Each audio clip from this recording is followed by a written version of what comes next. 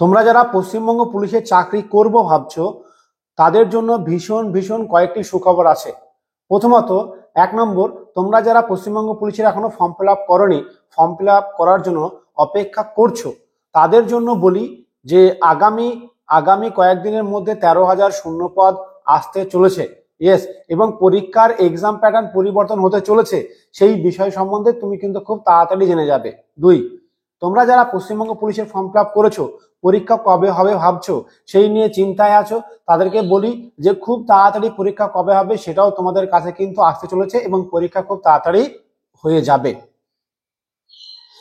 এই ধরনের স্বপ্ন তোমরা যারা বিছানায় শুয়ে শুয়ে দেখছো, তাদেরকে বলি এই সব সমস্ত স্বপ্ন দেখো না। তুমি ভাবলেই আসবে না, তুমি ভাবলেই হয়ে যাবে না। কারণ দীর্ঘ ৮ মাস হলো পশ্চিমবঙ্গ পুলিশের ফর্ম ফিল আপ হয়ে গেছে। ২২শে মে কলকাতা হাইকোর্ট পরিষ্কারভাবে বলে দিয়েছে যে ওবিসি রিক্রুটমেন্ট বা ওবিসি যে সমস্যা, সেই নিয়ে অনগোয়িং রিক্রুটমেন্টের প্রসেসে কোনো রকম বাধা বিপত্তি আসার কথা না। তবুও কেন টিআরবি বোর্ড পরীক্ষা নিচ্ছে না? এর উত্তর কি আছে তোমার কাছে? তুমি কি তার সমাধান দিতে পারবে? তাই বলবো এই ধরনের স্বপ্ন তুমি দেখো না যে পরীক্ষা খুব তাড়াতাড়ি হয়ে যাবে বা পশ্চিমবঙ্গ পুলিশের ভ্যাকান্সি শূন্যপদ আবার আসবে, সৎ এবং দ্রুততার সঙ্গে নিয়োগ হবে। তো এই বিষয় নিয়ে আজকে কয়েকটি ইম্পর্টেন্ট কথা বা কয়েকটি ইম্পর্টেন্ট লাইন তোমাকে জানাবো আজকের এই ছোট্ট ভিডিওর মাধ্যমে। প্রথমত বলি, আমার ইউটিউব চ্যানেল নতুন হলে চ্যানেলটিকে সাবস্ক্রাইব করো, বেল আইকনটি তুমি প্রেস করো। আর হ্যাঁ, তুমি কি একটি ভালো আবাসিক কোচিং সেন্টার খুঁজছো যেখানে থাকা খাওয়া পড়াশোনা খুব অল্প টাকায় হয়ে যাবে?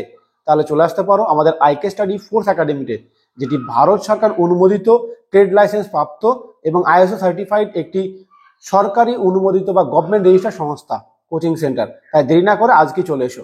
তো যাই হোক, আমি এই বিষয়ে কথা বলতে আসিনি। আমি যে বিষয়ে কথা বলতে খেয়েছি সেটি হলো যে পশ্চিমবঙ্গ পুলিশের ফর্ম ফিল আপ ৮ মাস তো হয়ে গেল। কলকাতা হাইকোর্ট তো বলেছে যে ২২শে মে পরিষ্কার বলেছে অনগোয়িং রিক্রুটমেন্টে ওবিসি কেসে কোনো প্রভাব পড়বে না।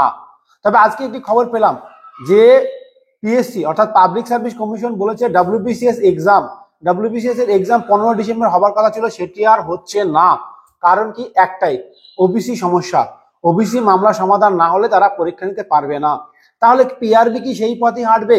যতদিন না ওবিসি কেসের সমস্যা সমাধান হবে সেই পথে কি হাঁটবে? তার উত্তর কি তোমার কাছে আছে? তাহলে নেই।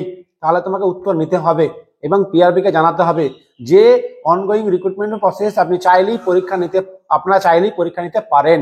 দ্বিতীয়ত, তুমি কি শুনতে পাচ্ছ না আশেপাশে কয়েকটি দালাল চক্র কাজ করছে? তারা বলছে পরীক্ষার ১ দিন ২ দিন আগে নাকি প্রশ্ন তুমি পেয়ে যাবে, প্রশ্ন দেখে দেখে তারা উত্তর করবে। তাহলে তুমি এত দিন রাত ৮ ঘন্টা ১০ ঘন্টা সবকিছু ত্যাগ করে পড়াশোনার তোমার কি মানে হলো? তুমি যদি অসততা রুখতেই না পারো, সদয় পরীক্ষা দিতেই না পারো, তাহলে তোমার কি করে হবে? তাই তার বিরুদ্ধে বলতে হবে যে প্রশ্ন কোনোভাবেই ফাঁস না হয়। দরকার পড়লে সিবিটি এক্সাম অর্থাৎ কম্পিউটার বেসড টেস্ট অর্থাৎ কম্পিউটারের টেস্ট নিতে হবে। তুমি দেখছো শূন্যপদ অনেক, ২০০০ শূন্যপদ, কিন্তু তোমার জন্য হয়তো ৪,০০০ থাকছে।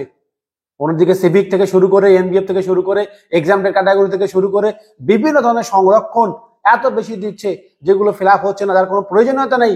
সেই সমস্ত অপ্রয়োজনীয় সংরক্ষণগুলিকে কমানোর জন্য তোমার দরকার লড়াই ছিনিয়ে নেবার। আর এই লড়াই করতে গেলে তোমাকে আসতে হবে ২১-এর মহামিছিলে, যেটি শিয়ালদা থেকে ধর্মতলা পর্যন্ত মিছিল করা হবে। অবশ্যই তোমাকে বলবো তুমি অবশ্যই এসো, যোগদান করো। দেখো, একটি দিন তোমার স্বপ্ন পূরণের সমস্ত বাধা দূর করতে পারে, তোমার স্বপ্ন পূরণ সহজ হতে পারে। তুমি তো বুঝতেই পারছো বর্তমান পশ্চিমবঙ্গের পরিস্থিতি এতটাই যে তুমি লড়াই না করলে তোমার অধিকার তুমি পাবে না। তাই তোমার অধিকার তোমাকে ছিনিয়ে নিতে হবে। তোমার স্বপ্ন তোমাকে পূরণ করতে হলে তোমার স্বপ্নের সামনে যে বাধাগুলি আছে সেগুলি সরিয়ে ফেলতে হবে।